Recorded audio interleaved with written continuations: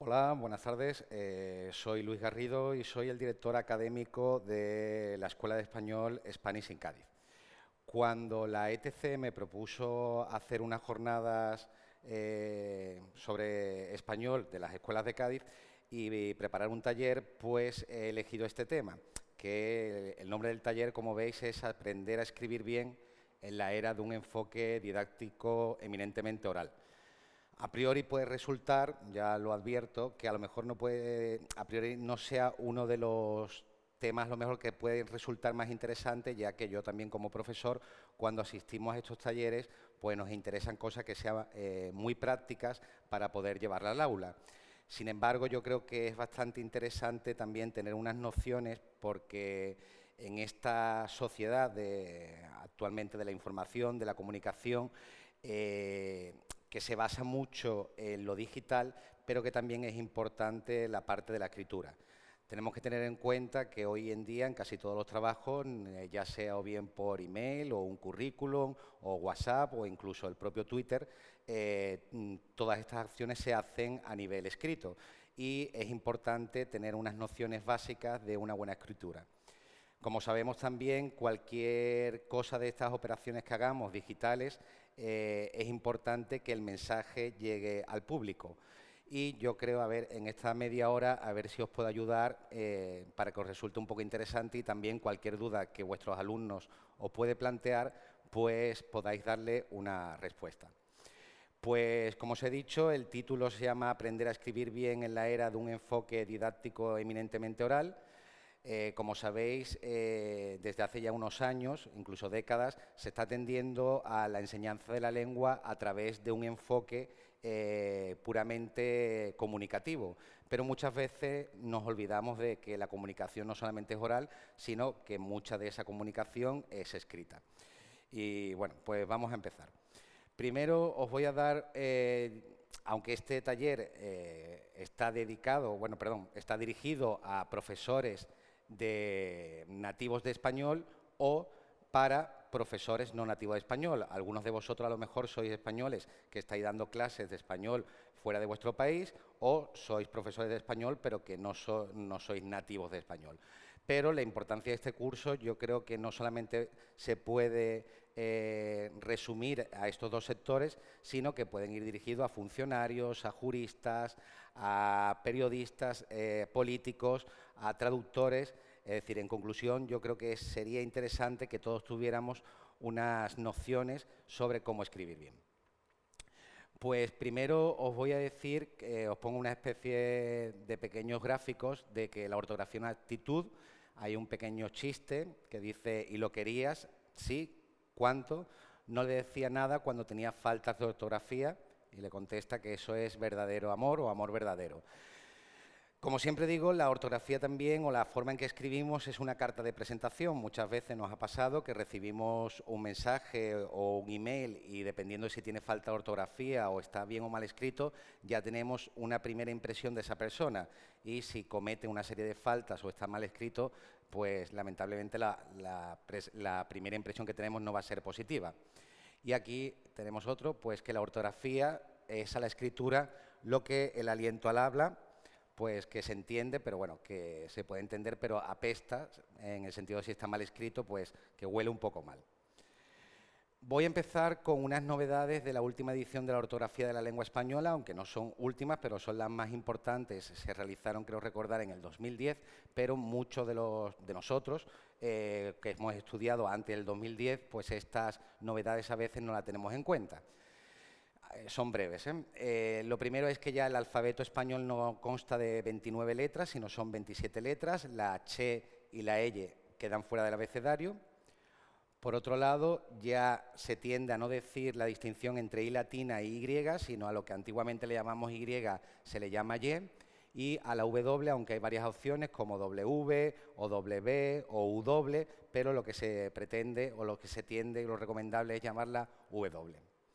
Por otra parte, la O nunca llevará tilde. Antiguamente a la O sí se le ponía tilde cuando iba entre números para que no hubiera problemas si era escrito que pareciera, por ejemplo, El caso que estáis viendo, si estaba muy junto, podría parecer 78.079 personas, pero la nueva ortografía pues ya ha decidido que la O nunca lleva tilde, ni aunque vaya separando números ni palabras.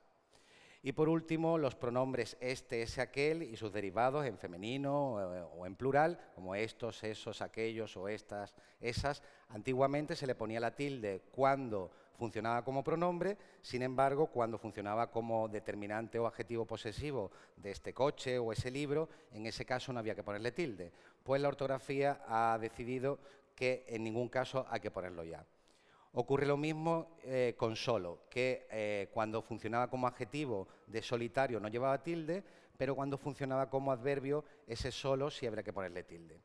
Es una norma que hace poco también ha salido en prensa, que la propia RAE está deliberando si volver o no, porque dice que es una regla que no ha cuajado mucho, incluso los periodistas y los escritores pues siguen distinguiéndolo con tilde o sin tilde, no se sabe lo que va a pasar, pero la norma actual es que no habrá que ponerle tilde en ninguno de los casos, solamente en casos de anfibología o ambigüedad, pero que incluso la propia RAE dice que antes de que se produzcan estos casos de ambigüedad, pues mejor modificar la frase para que esté más clara.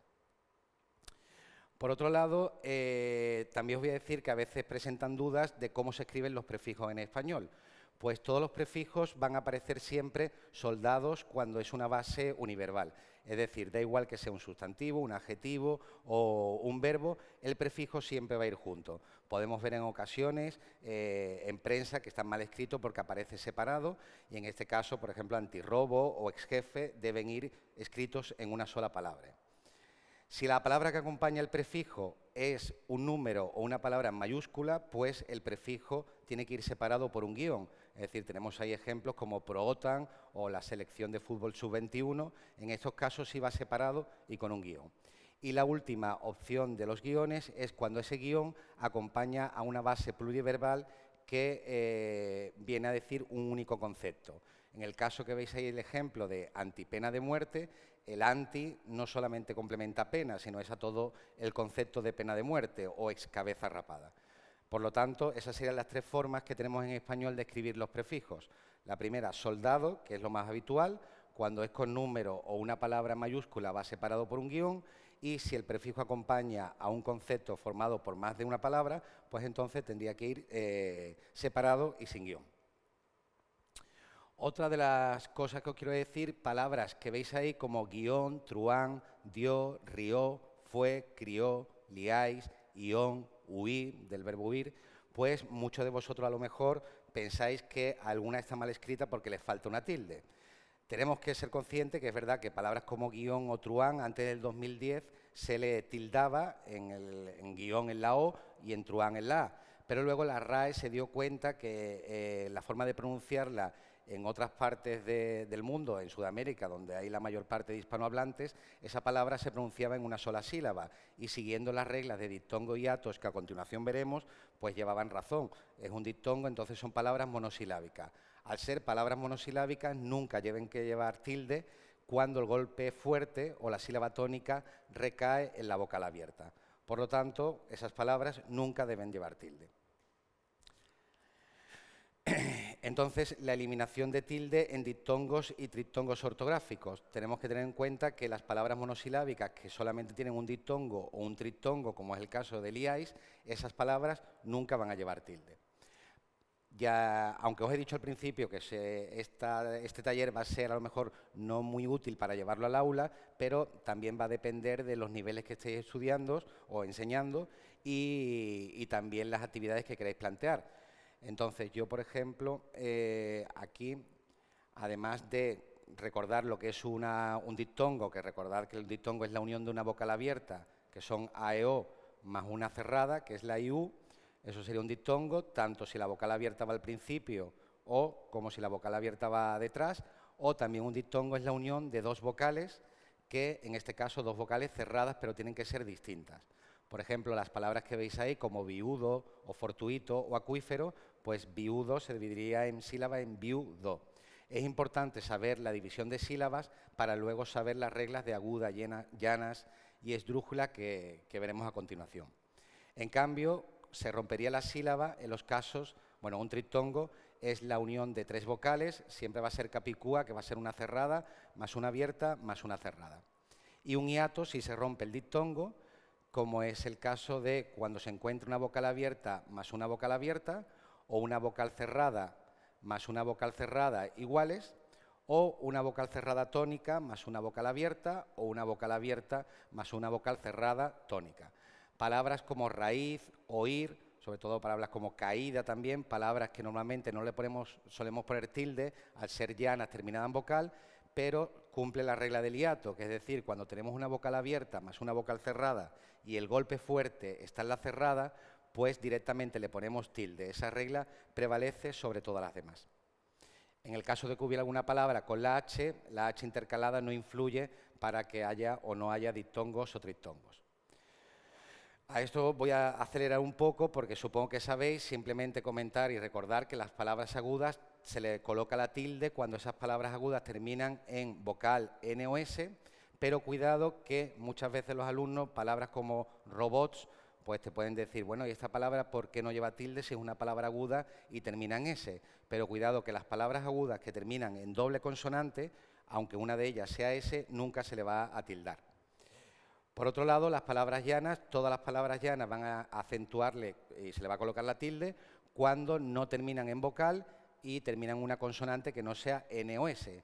Pero aquí ocurre al contrario, todas las palabras llanas que terminen en doble consonante, aunque una de ellas sea la S, sí se le va a poner tilde, como es el caso de bíceps que veis en la pantalla.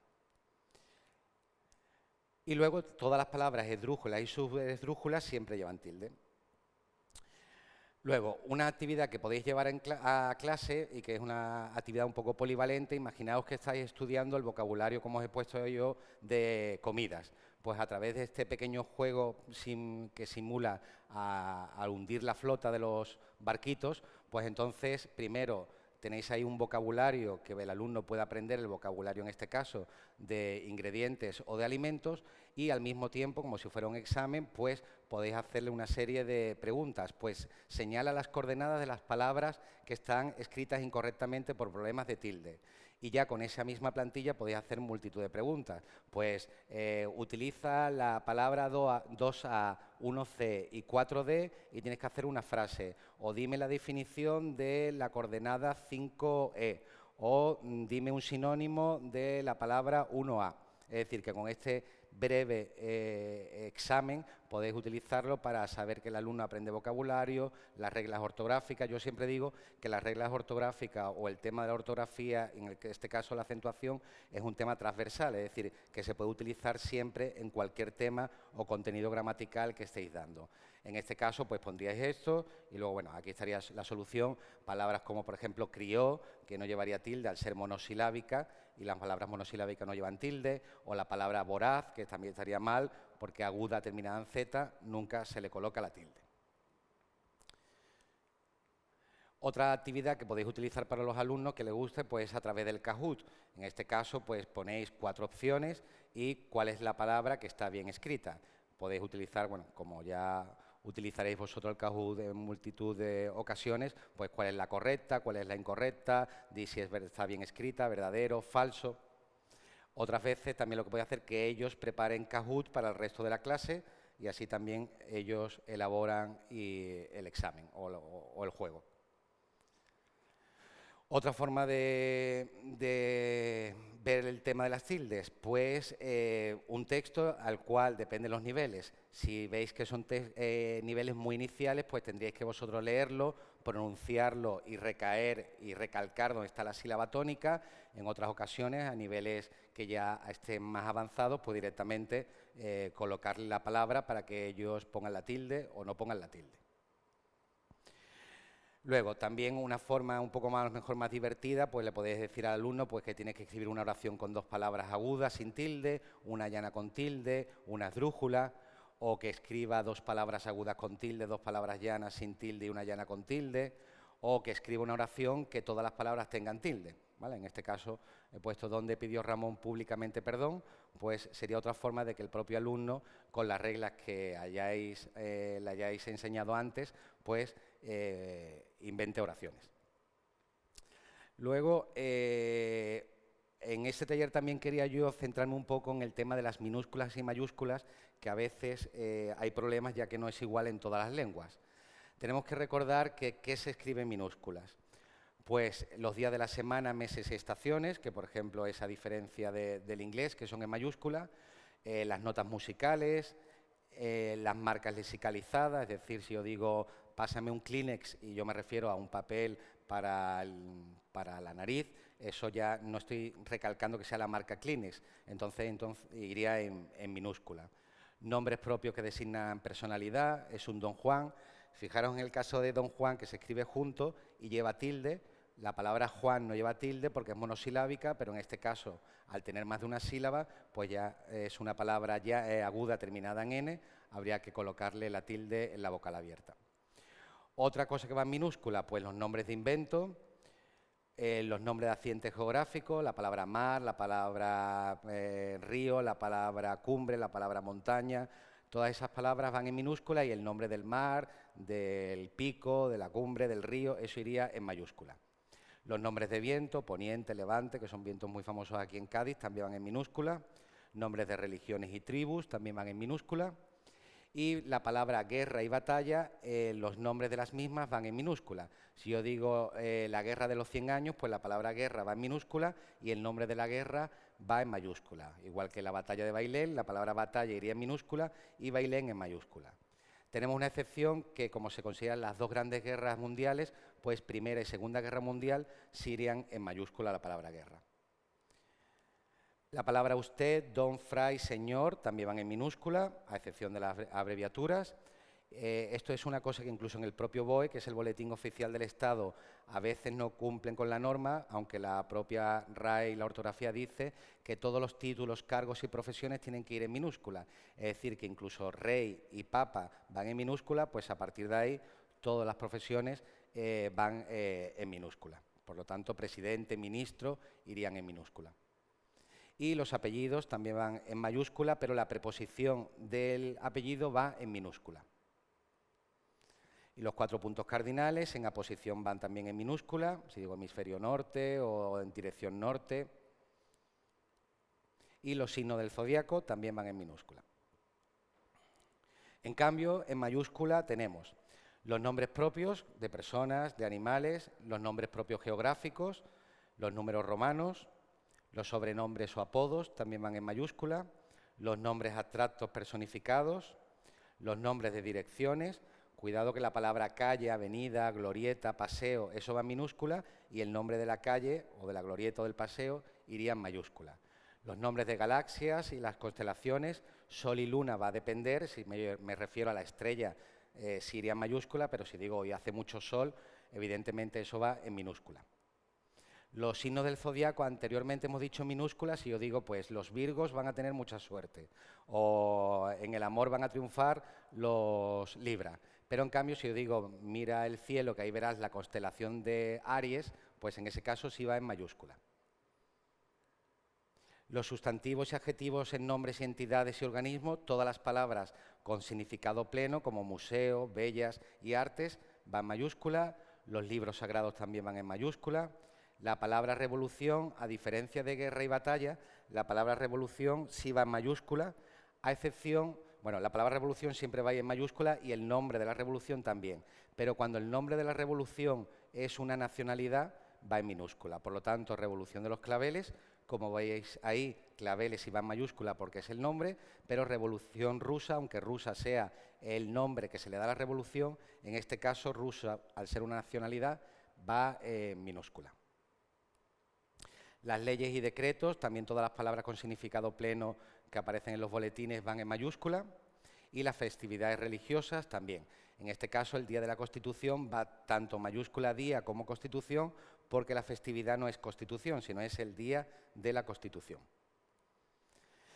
Continuamos con órdenes religiosas, también va en mayúscula, a diferencia de nombres de religiones que van en minúscula, pero las órdenes religiosas en mayúscula, premios y ferias también en mayúscula, asignaturas en mayúscula, la primera palabra de las especies latinas también van en mayúscula, edades y épocas históricas, movimientos artísticos, entidades o instituciones, la Guardia Civil, la Marina, el Gobierno, la Administración, esto también va en mayúscula, conceptos religiosos que no sean metafóricos también, y luego las siglas y acrónimos, que todas las letras van en mayúscula, los títulos en portadas del libro puede aparecer o solamente la primera o todas en mayúscula, que esto ya es un dependiendo de la publicidad o del marketing, y los carteles también. Y luego recordad que esa leyenda urbana de que todas las letras en mayúscula no es obligatorio ponerle tilde, eso es erróneo, hay que ponerle tilde tanto si es en mayúscula o si es en minúscula. Bueno, entonces, otra actividad que podéis hacer con vuestros alumnos para saber si es mayúscula o minúscula, pues preparáis un pasapalabra. En este caso, por ejemplo, pues signo del zodiaco de los nacidos entre el 21 de marzo y el 20 de abril. En este caso sería Aries, y luego que ellos tendrían que delimitar si Aries iría en mayúscula o minúscula. Es decir, que aquí también ellos pueden hacer su propio pasapalabra para hacerlo con otras clases. Bueno, aquí os doy una serie de definiciones y ellos tendrían que buscar la palabra y luego delimitar o discernir si va en mayúscula o si va en minúscula. ¿Vale? Bueno, y aquí tenéis las diferentes opciones, pues Aries, Balanza, Cantábrico, que va en mayúscula al ser el nombre del mar, o Filosofía al ser la asignatura, o Giralda al ser el nombre de un monumento. Pues eso sería otra actividad para practicar lo de mayúscula o minúscula, o a través de frases y que ellos vean los errores. Otra cosa de lo que yo quería hablaros es de los solecismos. Como estáis viendo, muchas de estas cosas sí pueden ser interesantes para los alumnos, pero yo creo que incluso son más interesantes para nosotros como profesores, porque muchas veces el alumno nos puede preguntar algo y no sepamos cómo responderle. Y tanto en los medios de comunicación o nosotros mismos como profesores, a veces influenciados un poco por lo que escuchamos o repetimos una serie de errores, y aquí os comento algunos, que esos son los solecismos, ¿vale? Que es una incorrección que consiste en el mal uso de una construcción o en una falta de sintaxis. Cuidado, por ejemplo, con construcciones como a grosso modo, que se dice habitualmente, pero sería erróneo. Lo correcto sería decir grosso modo, es decir, sin la preposición a. O a la mayor brevedad sería incorrecto, lo correcto sería con la mayor brevedad. O al punto D, lo más correcto, hasta el punto D. De abajo a arriba no se dice, sino de abajo a arriba, ya que la preposición a va que indica el movimiento con la segunda parte, con arriba. De acuerdo a sería incorrecto, lo más correcto sería decir de acuerdo con. Otro error general es decir de motu propio, que es incorrecto, lo correcto que es la expresión latina, que es motu proprio, ¿vale? Con doble R. En base a tampoco se dice, sino basándose en o con base en. Por lo consiguiente tampoco sería correcto, lo más adecuado es decir por consiguiente. En vistas a tampoco, sino sería con vistas a o en vista de. Y por último, bajo la condición, que lo más correcto sería decir con la condición. Voy un poco rápido, pero porque solamente tenemos 30 minutos. De todas formas, luego las dudas que os surjan, pues me preguntáis al final de la exposición. Y por último, quería hacer un comentario sobre el lenguaje inclusivo. Es un tema que es para debatir y genera bastante controversia. Yo no, lo que voy a decir no es mi opinión, sino es lo que marca la normativa. Entonces, primero, hacer algunas puntualizaciones. Tenemos que tener en cuenta que cuando hablamos de un lenguaje inclusivo, que ahora no es que esté de moda, sino bueno, se tiende a utilizar un lenguaje inclusivo, no debemos confundir lo que es, tenemos que saber diferenciar entre una cosa lo que es el sexo y otra lo que es el género gramatical. Entonces, por un lado, el hecho de que una sociedad utilice como el género no marcado, que en este caso el español es la O, eso no significa, no hay ninguna evidencia de los estudios que se han hecho que una sociedad que utilice como lenguaje marcado lenguaje no marcado, perdón, la O, significa que sea una sociedad machista, porque prueba de ello es que hay lenguas como por ejemplo el húngaro, que es una lengua que no tiene género, o el farsi de Irán, o el turco, que utiliza palabras con poco género, o incluso palabras como en la lengua que se habla en Etiopía, que casi todas las palabras son femeninas. Yo creo que los ejemplos que os he dado son ejemplos de países que no se caractericen por ser muy matriarcados. Entonces, que está bien, pero bueno, que tenemos que también saber de lo que estamos hablando, ¿vale? Entonces, dentro del lenguaje inclusivo, lo que os he dicho, que el género no es igual que sexo, cuando es un ser animado, pues sí, pues león o leona, pero en el resto de palabras es masculino o femenino, sexo no es igual que género gramatical. Luego, en español, el masculino, como os he dicho, es el género no marcado, ¿no? Esto no quiere decir que lo que la propia RAE recomienda, o la ortografía de la Real Academia, es que por economía lingüística se considera a veces que las alternativas, como el desdoblar cada apelación que queramos decir en masculino y femenino, y encima si se le añade un adjetivo que tiene que concordar en género y en número, pues a veces puede resultar demasiado farragoso. Es decir, vosotros imaginaros que si sois profesores y tenéis que escribir el alumno, el alumna, interesado, interesada, que hable con su tutor o su tutora y se lo diga a su padre, a su madre. Es decir, que algo que puede ser mucho más sencillo en una frase lo estamos complicando. Y lo que yo siempre digo, muchas veces cuando escribimos, la función principal del lenguaje es comunicar y que llegue al otro. Si lo hacemos cada vez más complicado, pues a veces se pierde un poco el contenido del mensaje. Bueno, entonces, sí es verdad que en una sociedad en la cual vayamos evolucionando y vayamos adaptando, pues la gramática académica lo que va a servir es un poco como notario de la lengua. Muchas veces, pues el propio diccionario lo vamos viendo. Cuando la sociedad está utilizando una serie de palabras habitualmente, pues se incluye dentro del diccionario. Prueba de ello es que en el 2020, en diciembre, que siempre la RAE actualiza el diccionario, pues ha incluido palabras como antirretroviral o COVID, que hasta el año pasado, aunque existían, eran palabras no muy utilizadas. Dentro del lenguaje inclusivo, lo que la normativa propone es evitar el uso de la arroba, ¿vale? Recordad lo de chicos, chicas con la arroba, eso no es recomendable, al igual que tampoco es recomendable el uso de la X, ¿vale? Esa X que ahora muchos políticos están utilizando y como es complicado pronunciar, esa X pues se pronuncia como todes, que ese todes, bueno, yo tengo una anécdota que a veces tengo amigos intérpretes y escuchaban a algunos políticos todes y pensaban que estaban hablando en gallego o en catalán porque no sabían lo que era el todes, pero cuando algunos parlamentarios van allí, a veces algunos utilizan ese todes que se refiere a unificar o a incluir tanto género masculino o femenino. Pues eso hay que evitarlo. ¿Qué es lo que se recomienda? Pues se recomienda el uso de la barra, querido, querida, compañero, compañero, o él o la solicitante, o mejor aún, para lo que os he dicho, que no sea tan complicado y tan largo, pues utilizar sustantivos genéricos, es decir, en vez de decir el alumno y la alumna, o los alumnos y alumnas, el alumnado, o en vez de decir el profesor y la profesora, pues el profesorado, o los trabajadores y trabajadoras, pues utilizar el personal o la plantilla. ¿Qué se puede hacer también? Pues sustituir por quién o quiénes, es decir, en vez de decir los interesados o las interesadas, pues decir quienes tengan interés o las personas que tengan interés. También utilizar ese cada o cualquier en vez de todos o algunos.